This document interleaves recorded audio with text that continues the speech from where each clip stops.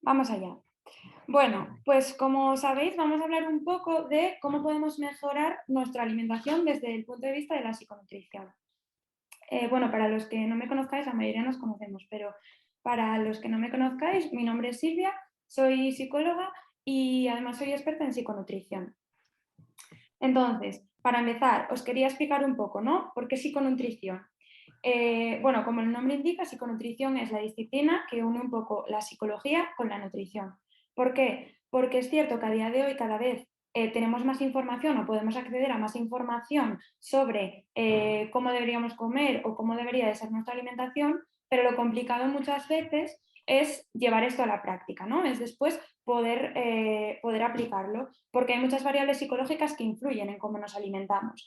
Desde el tema del comer emocional, desde la motivación que tengo para hacer ese cambio, el poder mantener ese cambio a largo plazo, etcétera.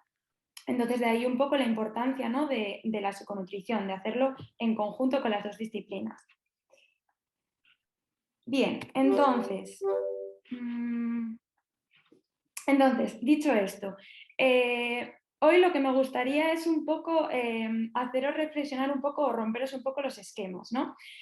¿Por qué? Porque, como os decía, con el tema de la alimentación estamos acostumbrados a estar súper bombardeados de un montón de información que nos dice cómo debería ser nuestra alimentación, cómo deberíamos comer, información sobre cómo debería ser nuestro cuerpo, nuestra imagen corporal y demás. Y muchas veces no somos conscientes de hasta qué punto toda esta información la integramos y nos formamos una serie de creencias sobre cómo debe de ser esto, que muchas veces son inconscientes y no nos damos cuenta. Y una de las grandes creencias que tenemos acerca de esto es el tema de el siguiente, ¿no? La cultura dieta. Tenemos súper asimilado que si yo quiero cambiar mi alimentación o si yo quiero cuidarme o si quiero adelgazar, tengo que hacer una dieta. Hablo de cultura dieta entendiendo las dietas como esas dietas en las que me ponen que tengo que comer de lunes a domingo, siguiendo unas pautas súper estrictas, teniendo que prohibirme determinados alimentos, teniendo que comer cosas que no me gustan, un poco eso, lo que todos entendemos por estar a dieta, ¿no? Entonces, el hecho de estar a dieta o la cultura dieta lleva a que hagamos una serie de comportamientos que vemos como que son lo normal o que es lo que siempre nos han vendido, que tiene que ser así, pero que son bastante cuestionables, ¿no? Y es lo que hoy quiero poner un poco en duda. ¿Qué tipo de comportamientos? Pues, por ejemplo, el prohibirnos alimentos, ¿no? Como decíamos antes, cuando estoy a dieta hay determinados alimentos que no me puedo ni acercar a ellos por si caigo en la tentación, ¿no? Y esos son alimentos prohibidos. ¿Qué más cosas? El peso. Cuando estamos a dieta, lo que siempre nos han dicho es que la mejor manera de medir si yo lo estoy haciendo bien o no lo estoy haciendo bien es midiendo si suben o bajan kilos en la báscula, ¿no? Cuando sabemos que en realidad esto no es un indicador del todo fiable, porque puede ser que yo pese menos, pero haya aumentado de grasa y haya disminuido músculo, por ejemplo, ¿no? Además de que puede generar mucha frustración al ver que un mes, una semana, no bajé lo que quería bajar y demás. Entonces, también un poco cuestionable el tema de la báscula. ¿Qué más cosas? Muchas veces lo asociamos o pasamos hambre, o creemos que cuando estamos a dieta tenemos que pasar hambre o tenemos que no comer muchas cosas que nos gustan, no permitirnos alimentos y demás. ¿Qué más cosas? El tema del comer social, ¿no? Al final estamos muy acostumbrados a comer de manera social, a quedar con gente para comer, a ir a tomar algo y que te pongan un pincho y demás. Entonces, claro, si nos ponemos a dieta, siempre hay un poco la duda de, claro, ¿ahora qué hago? ¿Dejo de quedar con gente para seguir la dieta? ¿Voy con gente y no como? ¿Cómo lo hago? ¿No? Entonces, siempre hay un poco esta duda. Dicho esto, me gustaría que os planteaseis un poco vuestras propias creencias o vuestra propia experiencia en este tema. Entonces, os pregunto aquí, ¿no? ¿Has intentado mejorar alguna vez tu alimentación? Parto de la base de que sí, porque imagino que todos los que estamos aquí al final estamos un poco interesados en alimentarnos, en comer bien o en cuidar nuestra alimentación. Entonces, os hago la siguiente pregunta. ¿Lo habéis hecho siguiendo una dieta o de otra manera? Yo aquí doy por hecho también que la mayoría seguramente haya sido a través de una dieta, porque como decíamos antes, al final es lo típico y es lo que tenemos asimilado que debe ser así, ¿no? Si es así, ¿has conseguido bajar de peso? Bueno, he puesto bajar de peso porque es lo más típico, hacer dietas para bajar de peso, pero si fuera con otro objetivo, pues lo mismo, ¿no? Con el objetivo que haya sido. ¿Has conseguido alcanzar ese objetivo? Pues para que os lo planteéis. Y lo que es más interesante, ¿no? Preguntaros, ¿lo habéis mantenido a lo largo del tiempo? No hablo en unas semanas, un mes, 2 meses, 3 meses, sino hablo de qué ha pasado a los 6 meses, qué ha pasado al año, qué ha pasado a los 2 años. ¿Realmente he mantenido ese peso que he perdido o he mantenido esos cambios que he hecho? ¿O después a lo largo del tiempo he vuelto otra vez a mis hábitos de siempre y al peso de siempre, ¿no? Y lo que es más interesante aún, durante ese tiempo que estabas a dieta, ¿vivías tu vida con normalidad y con paz mental? ¿O sin embargo era un constante, un poco preocupación, que tu vida gire en torno a eso, que tengas que dejar de hacer cosas de tu día a día o que tengas que estar con esa preocupación, ¿no? Y planteados un poco todas estas cuestiones, pues la gran pregunta que me gustaría que os hicierais, que es la siguiente. ¿Funcionan las dietas? Si tuviera que responder yo a esta pregunta, claramente diría que no. O sea, un no rotundo. Y desde el punto de vista de la psiconutrición, pues es lo que consideramos, ¿no? Que las dietas consideradas como lo típico que hablábamos antes de restricciones, de unas pautas muy marcadas y demás, consideramos que no funcionan. La cuestión es, ¿por qué? ¿Por qué fracasan las dietas? Os voy a contar sobre todo tres aspectos fundamentales por los que se ha visto que las dietas fracasan, las dietas típicas. La primera de ellas, porque directamente lo tenemos asociado, o sea, hay una connotación negativa en dieta en nuestra cultura, que después lo hablaremos un poquitín más, pero directamente nos hablan de dieta y ya lo asociamos con algo relativamente negativo. ¿Qué más? Porque... Ay, perdón. Por otra parte, porque implica comer desde el control, implica comer desde prohibiciones, desde lo que tengo que o lo que puedo o no puedo. Después lo explicaré un poquitín más en profundidad esto. Y por último, pongo aquí personas o máquinas. Muchas veces cuando hacemos una dieta nos olvidamos de que somos personas, ¿no? Entonces hay ciertas cosas que por mucho que yo quiera cumplir este patrón y cumplir estas cosas estrictas que yo tengo que seguir, va a ser muy complicado porque soy una persona, que después también lo hablaremos un poco más. Vamos a desarrollar estas tres cosas un poco más.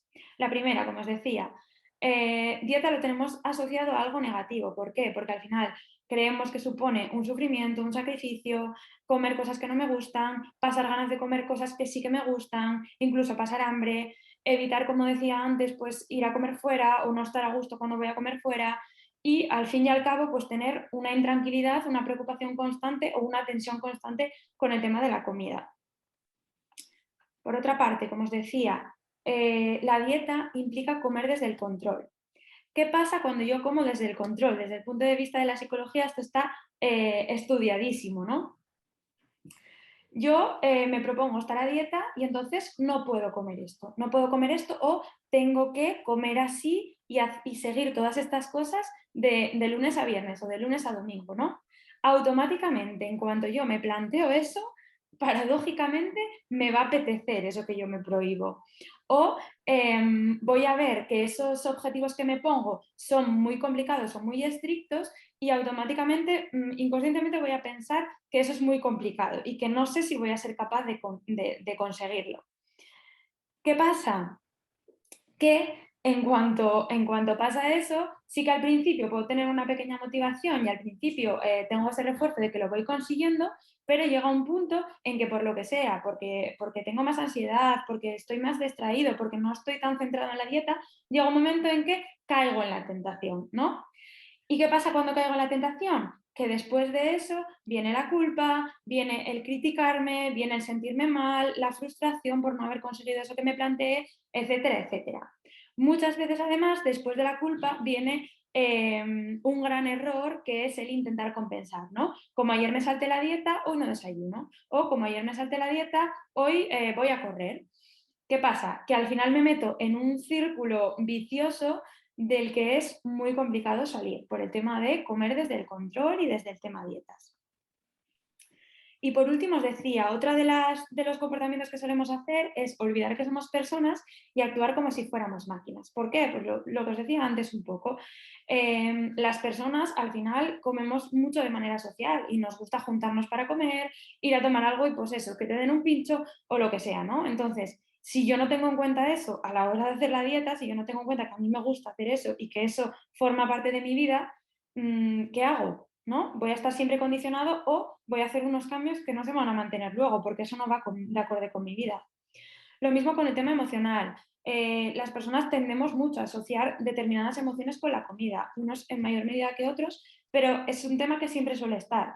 Si yo pretendo seguir esas pautas estrictas sin olvidar que a veces voy a estar más ansioso o voy a estar aburrido y como, etcétera, etcétera, puedo meterme en esa rueda de la que es complicado salir. El tema del estrés, pues lo mismo, nos afecta mucho si estamos más estresados o menos, a veces comemos más, a veces comemos menos, etcétera. El apetito, lo mismo, cambia, ¿no? A veces tenemos más ganas de unas cosas, menos de otras, pues tenemos que tener en cuenta todos estos factores. Y luego las rutinas que cambian, por mucho que yo quiera seguir una dieta, pues va a haber días en los que pues no me dio tiempo de ir a hacer la compra y no tengo los alimentos que necesito para la dieta. O va a haber un día en que me invitan a comer por ahí. O va a haber un día en que hay determinadas cosas en que la rutina cambia, entonces tengo que tener en cuenta que necesito esa flexibilidad. Y hay otra cuestión que nos comenté antes, pero que me parece muy importante en el tema de las creencias que tenemos súper asimiladas con relación a las dietas, ¿no? Y es que también recibimos mucha información sobre cómo debería ser nuestra imagen y la importancia de cuidarnos por cuidar nuestra imagen, pero hay que tener un poco en cuenta o hay que revisar un poco qué creencias tenemos en torno a esto, ¿no? Así que yo creo que una cosa muy importante cuando me pongo a dieta o cuando me pongo a cuidarme, que es lo que no trato de promulgar aquí que hagáis dietas, es una de esas cosas es ¿para qué lo hago? ¿No? ¿Para qué lo hago? ¿Lo estoy haciendo porque pienso que perder peso me va a hacer más feliz? Pues ahí tengo que tener cuidado porque quizás no estoy poniendo bien el enfoque y no es eso lo que tengo que cambiar, ¿no? O estoy haciendo dieta para... Perdón. ¿Estoy haciendo dieta para sentirme más seguro conmigo mismo o conmigo misma? Pues ahí también tengo que tener cuidado, porque quizás el enfoque no es hacer dieta, sino es trabajar la seguridad en mí mismo. Estoy persiguiendo algo utópico, ¿no? Estoy queriendo ahora bajar 2 kilos, pero cuando bajo esos 2 kilos quiero bajar otros 2 más para verme todavía mejor y estoy haciendo un constante buscar algo que no sé lo que es, que quizás no tiene que ver con el tema de la alimentación. Y por último, ¿no? Estoy teniendo en cuenta mi salud, por lo que os decía antes, porque muchas veces escuchamos cosas y recibimos información que nos dice que tenemos que hacer cosas que al final no priorizan nuestra salud. Entonces creo que siempre que hago una dieta, lo primero, o siempre que intento cuidar mi alimentación, lo primero que tengo que tener en cuenta y mi prioridad siempre tiene que ser el cuidado de mi salud y nunca hacer cosas que no pongan esto por delante. Entonces, dicho todo esto, ¿no? La psiconutrición. ¿En qué consiste la psiconutrición o cómo trabajamos desde la psiconutrición? Porque, como veis, estoy criticando mucho un poco la cultura dieta y me diréis, vale, ¿y cómo se hace, Silvia? Vale, pues allá vamos. Comparando un poco lo que quiere la cultura dieta que hagamos o lo que nos dice la cultura dieta que tenemos que hacer con lo que hacemos desde la psiconutrición, pues podemos hacer estas comparaciones, ¿no? Mientras que desde la cultura dieta lo que tenemos que hacer es una dieta entendida como lo que decíamos antes, desde el punto de vista de la psiconutrición lo que intentamos es hacer un cambio de hábitos general. Desde la cultura dieta normalmente nos enfocamos mucho en lo que os decía antes, en bajar de peso o en buscar una imagen corporal determinada. Mientras que desde la psiconutrición Sí que es cierto que si cambiamos nuestros hábitos y mejoramos nuestros hábitos, vamos a perder peso y vamos a mejorar nuestra imagen, pero no es donde nos enfocamos, no es donde ponemos el foco. El foco lo ponemos en mejorar nuestra salud y en cuidarnos, en buscar el autocuidado.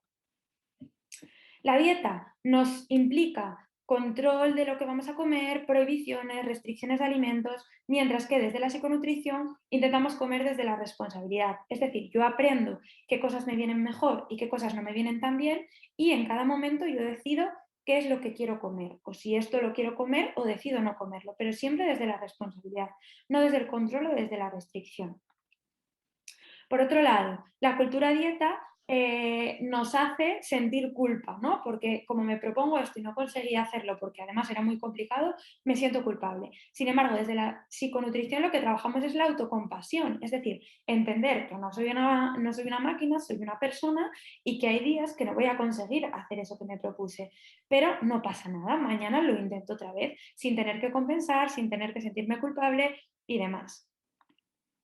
Por último, la dieta, como decíamos antes, nos lleva a tener constantemente esa preocupación, esa ansiedad en torno a el tema de la alimentación. Mientras que desde la psiconutrición en este sentido, pues podríamos alcanzar un poco más de salud mental, de paz mental o de tranquilidad un poco más en este sentido.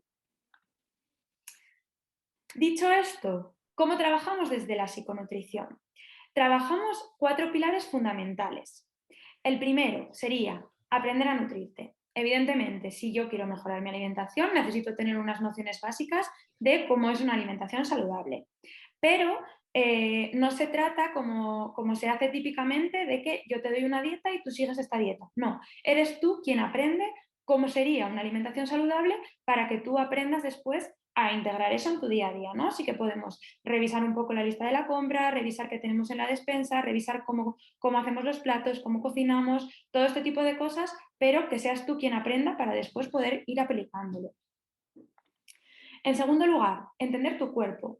¿Por qué? Porque, pues lo que decíamos un poco antes, desde la cultura dieta estamos tan acostumbrados a comer desde el control, desde lo que nos dicen, desde lo que debo, desde la prohibición, desde lo que no puedo, y olvidamos entender y escuchar al propio cuerpo. Y el cuerpo es muy, muy sabio y sabe decirnos cuándo tenemos hambre y cuándo no tenemos hambre, cuándo estamos nutridos y cuándo no. Entonces, muchas veces olvidamos este paso.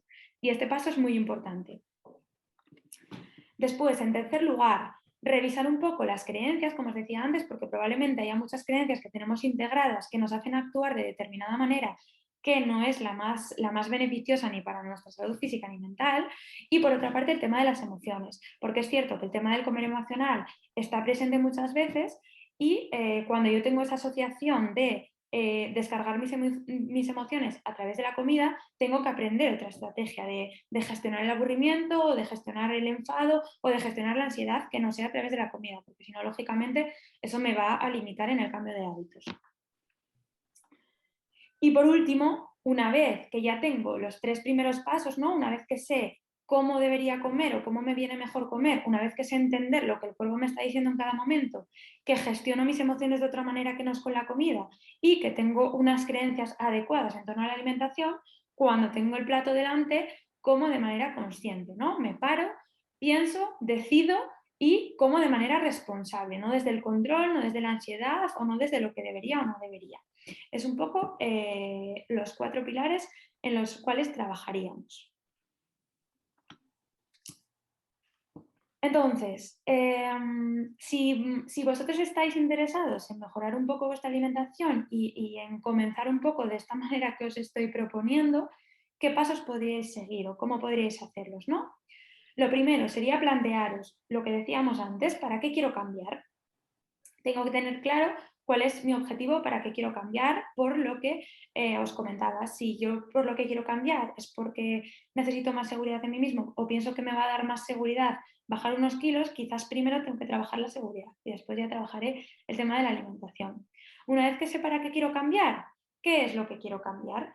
Puedo hacer una lista, por ejemplo, de las cosas, diferentes cosas que yo quiero cambiar. Pues, por ejemplo, quiero empezar a beber más agua, quiero empezar a comer más fruta, quiero desayunar, que no estoy acostumbrada a desayunar, pues todas las cosas que quiero cambiar las puedo ir anotando.